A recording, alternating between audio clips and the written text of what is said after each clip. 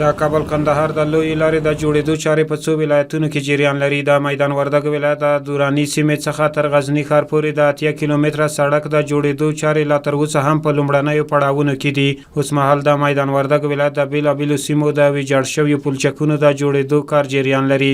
به طول 80 کیلومتر اعمار و بازسازی مثلا به حساب سرک عمومی کابل غزنی از بازار دورانی شروع شده تا دروازه غزنی بر 9 ماه مثلا به حساب کاری قرارداد شده. 3 ماه وقت تیر شده، انشالله 6 ماه باقی مانده است. ما یک چیز در پلان خود عقب مانده هستیم. انشالله در 6 ماه باقی مانده ما همین پلانی که عقب مانده هستیم ایرم به حساب جبران میکنیم و همین پروژه را به 6 ماه تکمیل میکنیم و به بهره برداری سپرده میشه. د لوی لارې مسافر او د سیمې اوسیدونکي غواړي چې دغه پلچکونو د جوړېدو کار دی په چټکۍ سره ترسره شي ترڅو د ژمي په موسم کې د لارې د بندېدو سبب نشي. موږ هیله کوو د شرکتونو چې زر زر کار وکړي. د خلکو مشکلات دي ډېر، د خلک په ډېر مشکل کې اخته دي. نه غټ موټر پتلی شي په دې لارو، نه واړه تللی شي، واورې به وسي بیا به پاتې ټول.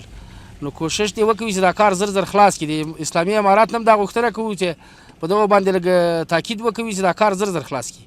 بیا د زمین په خاطر ورهاوي هغه مشکلات ډېر وي سره چې دا کار لږ تېز ان شاء الله دا مشکل به حل شي.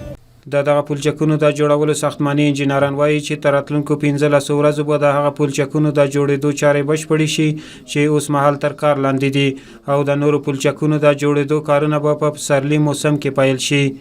تقریبا 2 اونۍ کې ان شاء الله دغه کندنکارۍ سوي دي پلچکونه چې اوس کوم د کار تر جریان لاندې کار چې پرې روان دی دا به تکمیل شي. نو موږ هم کوشش کوو چې کار زر پای ته ورسیږي. یخ را روان ده، ژمی را روان ده، نو انشاءالله د یخ تر راتګ تر د واورې تر ورېدو پورې دا خلاصي. د کابل کندهار لویه لاره د تیرو جګړو پر مهال ویجاړه شوې وه چې د نوي حکومت پر راتګ سره د دغه لویې لارې د اساسي جوړېدو چارې په څو ولایتونو کې پیل شوي دي. خلک هیلهمند دي چې د دغه سړک د جوړېدو کارونه دې چټک شي ترڅو د یو شمېر پرتو ولایتونو ستونزې ورسره هوارې شي.